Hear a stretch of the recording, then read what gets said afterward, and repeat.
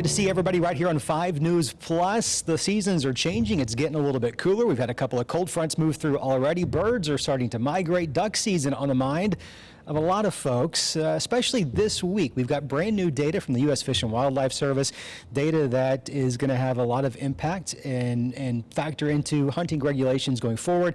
It's data that gives us an idea of what the duck populations are in North America and what the duck breeding grounds up in the prairies are like. Joined this today with the best insight to these new numbers, Dr. Mike Brazier from Ducks Unlimited. He also hosts the Ducks Unlimited podcast. If you've not checked it out, you ought to. It's a fantastic resource for all things waterfowl. Dr. Brazier, you might be one of the busiest men in the waterfowl industry year-round, but especially this week. You're in my opinion, the authority on all things BPOP and May pond counts. First things first, let's give viewers some insight as to what this is, how these numbers are collected, and why they're so important. Absolutely, and first I'll just say there are a ton of other people across the country that are a lot smarter than I am and much more closely close to these numbers, but I appreciate your comments nonetheless. And so yes, what came out earlier this week is what is known as the U.S. Fish and Wildlife Service's Waterfowl Population Status Report. There are a few other documents that came out as well. We can talk about those if we'd like to. But this is a report that contains data essentially on every species of waterfowl in North America. And that data includes population estimates. Most of them it will be a breeding population estimate. There are a few species of geese for which the numbers in this report reflect a fall population estimate. But this is the big report that every year gives us a read on the status, the up or down, the long-term trend of what's happening with duck populations here in North America. It is made possible only by the steadfast work of our federal and state partners. That's U.S. Fish and Wildlife Service, Canadian Wildlife Service, and then all provincial agencies, state agencies, and all those member agencies of the different flyway councils, Pacific Flyway, Central Flyway, Mississippi, and Atlantic Flyway councils. A lot of those folks are my real close friends. I've worked with them for over a decade, close to 2 decades. Some of them, they are the best in the business at what they do. And so the data in this report tell us about the health of the populations, but they have very real implications for hunters as well, because these are the data that then feed into the harvest regulation or harvest management strategies for all these different species, the overall duck frameworks as well as the individual species regulations. So this set of data will influence not this duck season, but next year. So this duck season's framework influenced by last year's numbers. It's been bad. It's been not great. We've seen numbers well below the long-term average. The breeding grounds maybe not in the best condition. Duck hunters know that very well.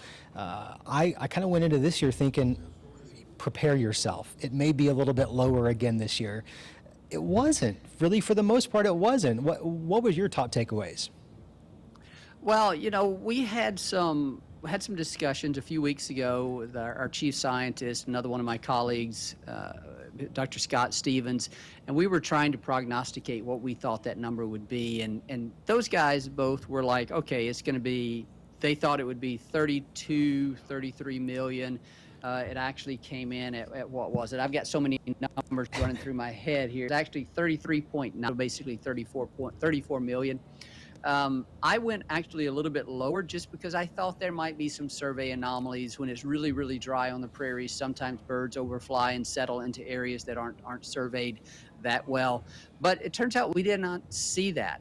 The other thing that I'll say is that these are estimates. There are measures of uncertainty, measures of variation around them. And if you look at it through strictly a statistical lens, there was no difference in some of these, like what we would have been prognosticating of 32 million or 30 whatever million.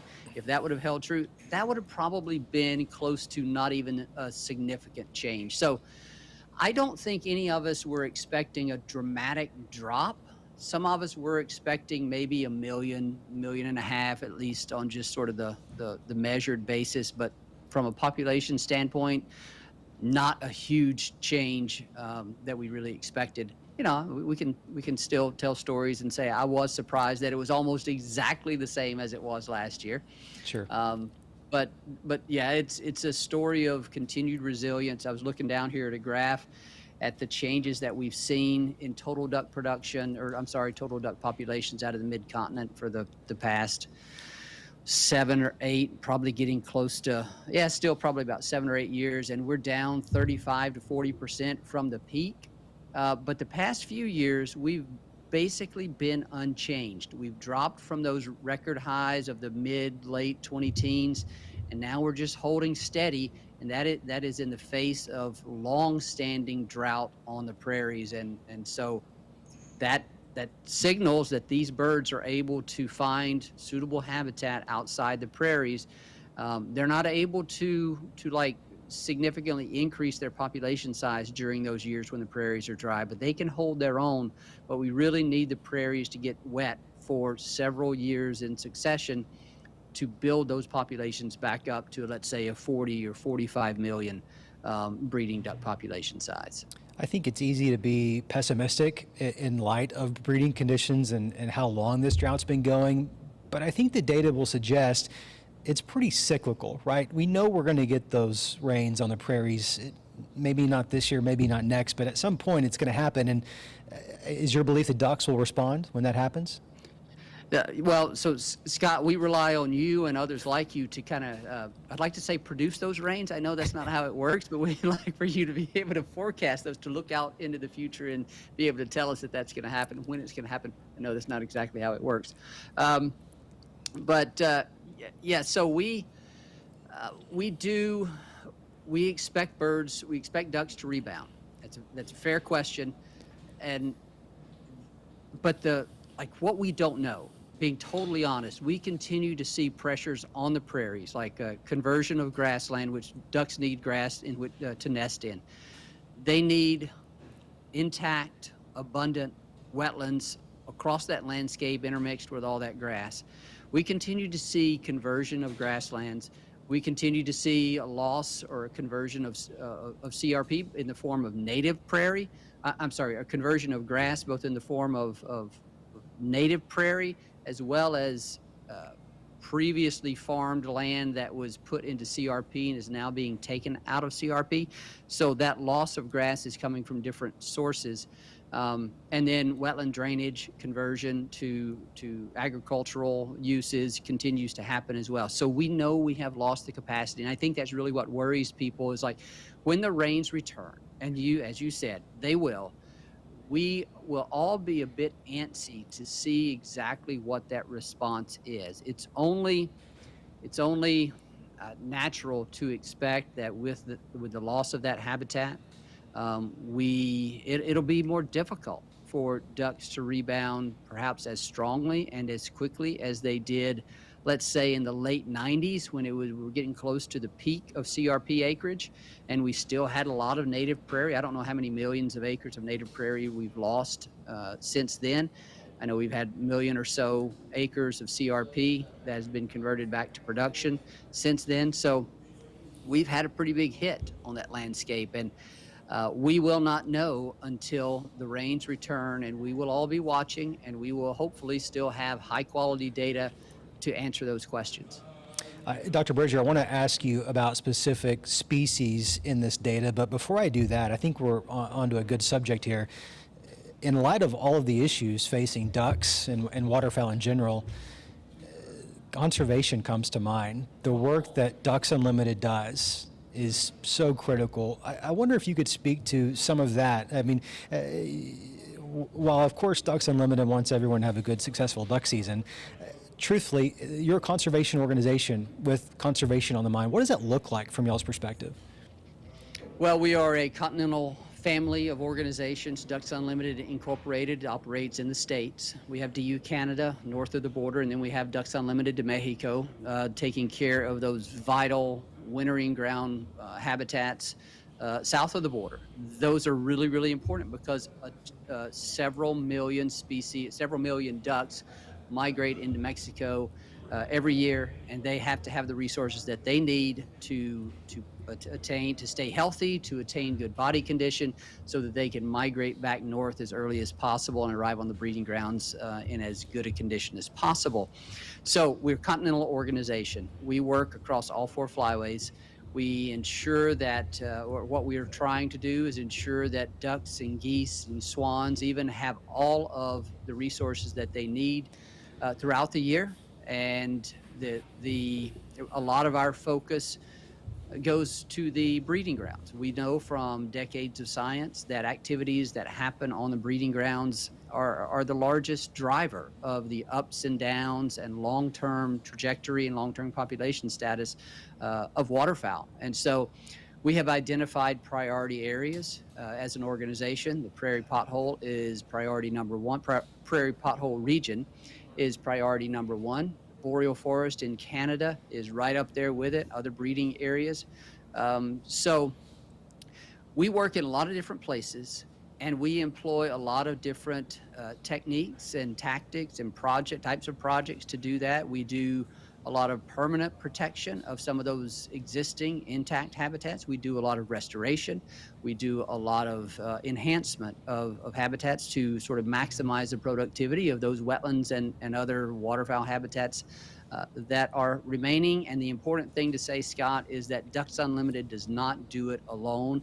We work with state, federal, corporate and private partners, and increasingly farmers and ranchers, and those that actually that own the land and work the land and that have to have to make a living off that land. They are our strongest partners, and we cannot do what we do without them. And that's the beauty of it. If you like working with other people, and if you like leaving the world a better place, conservation is an occupation that has your name written all over it. Yeah, and there's wonderful opportunities to plug in locally, some great DU chapters all across Arkansas and Oklahoma. You can find a list of those over on DU's website. Okay, so let's dive into some of the species. There were some bright spots, I thought, when you broke down the species. Number 1, the mallard population estimated to be basically unchanged, which is, in light of recent trends, positive, right? It is.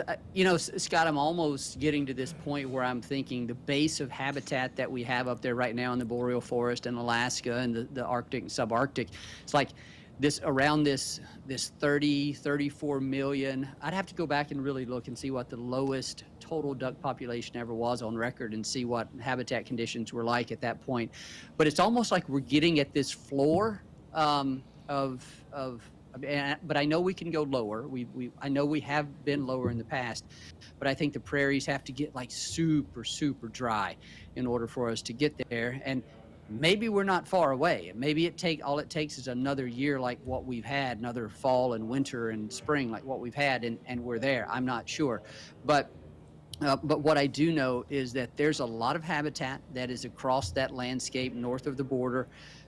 It's maybe not as productive as the prairies. Well, I say maybe not as productive. We know it's not as productive as the prairies, but nevertheless, it provides that stable base of habitat that can keep these populations strong and healthy and huntable, even in these sort of dire drought conditions. So that mallard, of all these species, is the one that is most adaptable to all these different landscapes. You can find mallards nesting, breeding in pretty much every state in the country, and so they have continued to show their resilience, and a lot of other species have as well. So it's a pretty cool observation here for the second year in a row to see dry conditions and see duck populations hold steady. And like I was saying, I think a little bit earlier, if you look statistically, we've been pretty stable for actually the past 3 years at the total duck population level. So these numbers obviously influence bag limits and hunting regulations going forward. You guys don't set those. It's by a government agency, but you're obviously very well connected to those that do. You're very smart on the data and the numbers. If you were to forecast the future, do you foresee any changes next season in light of these mostly stable numbers? One of the other reports that comes out this week is the Adaptive Harvest Management Report. It's the report that summarizes, it takes all this data all the population estimates, habitat estimates, and plugs that into harvest management strategies for ducks and geese and swans, and the recommendation, that's a Fish and Wildlife, U.S. Fish and Wildlife Service documented as well. That report takes all that information and then presents the recommendations for next year, for next year's harvest regulation. So we already have that. We know what the U.S. Fish and Wildlife Service is going to recommend through these existing harvest strategies, which have been sort of co-developed with the states through the Flyway Council. So this is not something that the U.S. Fish and Wildlife Service does behind the scenes on their own. I mean, all of these harvest strategies have been agreed upon by the states as well. And so so we already know, we have the report, and we've seen what it's going to recommend, and it will be for liberal duck season frameworks across all 4 flyways. It will recommend a continuation of the 3 pintail bag limit across all 4 flyways for next year, the 26-27 season. It will recommend for the Atlantic flyway a 4 mallard bag limit. That's an important item in the harvest regulations in that flyway. It will recommend a continuation of the 9-day early teal season. The blue-winged teal dropped just a little bit, and they remain below that threshold for the 9-day season. So a little bit of a shorter teal season for folks again next year, but largely a carbon copy across the board in terms of population sizes as well as harvest regulations between this year and then next year on the harvest side, but then carbon copy on the population estimates between this year and last year. The science of ducks is fascinating. No one knows it quite like Dr. Brazier. He's a humble man, but I'll say it. You can always catch Dr. Brazier's podcast on all the apps and platforms you can get your podcast from. Look that up, and he is constantly pumping out good information, he and his co-host there. Dr. Brazier, you likely are the busiest man in the waterfowl world this week. Thank you for making time to talk to us a little bit about this year and previewing the upcoming season. It won't be too long. It's starting to get a little bit cooler. Lots to look forward to. Yeah, absolutely, Scott. Thank you so much. We'll have to get you back on the podcast to do some long-range weather forecasting, because hunters become amateur meteorologists as we get into the hunting season. So we look forward to connecting with you again. Yeah, I often say that there's no demographic of people that have more weather apps on their phone than duck hunters, and I believe that still to be true. All right, that'll do it for this edition of 5 Outdoors. We'll see you back here next week for more.